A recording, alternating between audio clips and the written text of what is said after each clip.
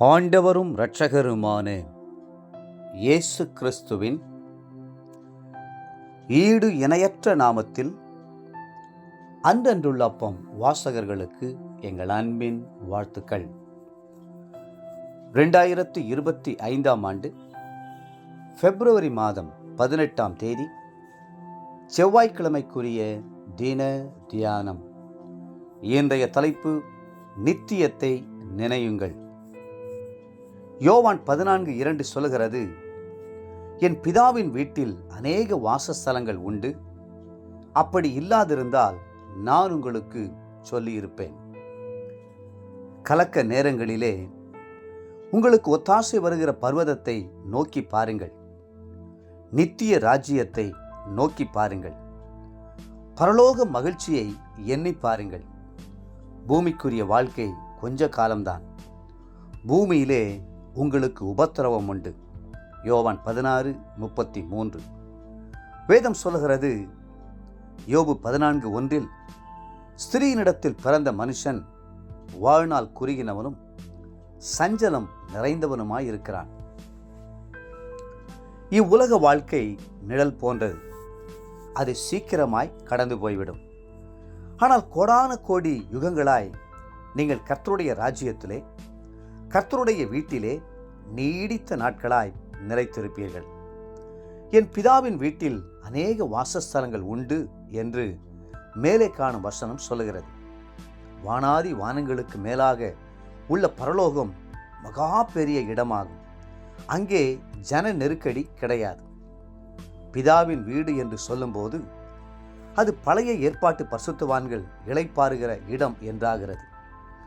ஆபிரகாமின் மடி, ஈசாக்கின் மடி, யாக்கோபின் மடி என்று பல அடுக்குகள் அங்கே இருக்கக்கூடும். திருச்சபை வரலாற்றிலே போலிகார்ப் என்று சொல்லப்படுகிற பெரிய பரிசுத்தவான் அப்போஸ்தலனாகிய யோவானுக்கு பிறகு எபேசு சபையிலே போதகராக இருந்தார். கொடுங்கோல் மன்னனான நீரோ என்ற ராஜாவின் காலத்தில் அவரை கைது செய்து உயிரோடு எரிக்க வேண்டுமென்று உத்தரவு பிரிக்கப்பட்டது. அவரை கைது செய்த நூற்றுக்கு அதிபதி அவருடைய பாதத்தில் விழுந்து, ஐயா, உங்களை கட்டி வைத்து தீக்கொளுத்தி சுட்டெரிக்க எனக்கு மனமில்லை. தயவு செய்து இயேசுவை மறுதலித்து விட்டு விடுதலை வாங்கி கொண்டு செல்லுங்கள். உங்களுடைய முகத்தில் உள்ள தெய்வீகமும் பரிசுத்த கலையும் என் உள்ளத்தை தொடுகிறது என்றார்.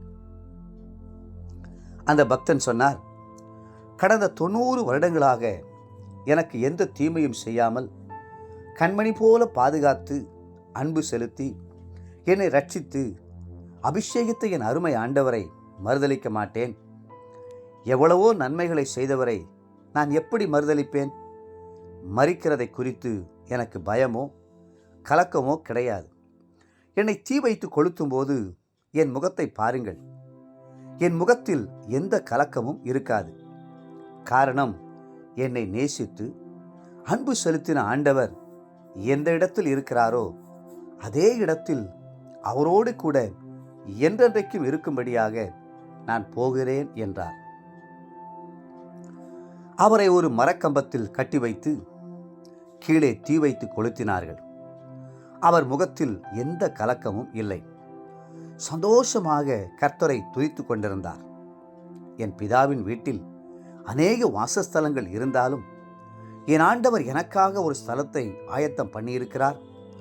அவரோடு கூட இருக்கும்படி நான் மகிழ்ச்சியோடு செல்கிறேன் என்று சொல்லி மரித்தார்.